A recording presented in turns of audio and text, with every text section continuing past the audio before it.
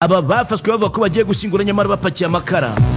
Tugiye makuru Rwanda Kadomora wa niho duhere batuga ko mu gihugu cya Malawi abantu 9 batoye muri yombi bapakiye imifuka y'amakara mu buryo butemewe bayashite mu isanduku bavuga ko bagiye gushyingura. Nyuma yaho rero igihugu cya Malawi ngo gishizeho ingamba zikaze zo guhangana n'abatwika amakara.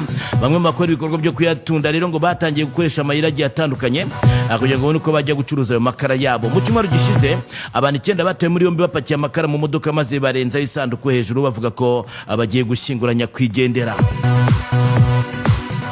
Hari bamwe mu baturage bagize amakenga maze bahita batanga amakuru bageze kuri polisi itibahagarika.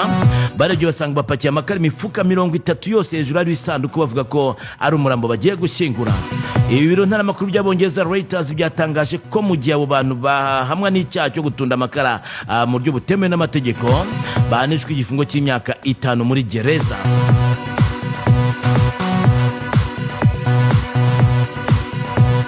Ni ikinyamakuru Rwanda Kadomora wa hagiye wirebere kwa Stella kabisa uko byagenze byose ubyitegereza ubirebe.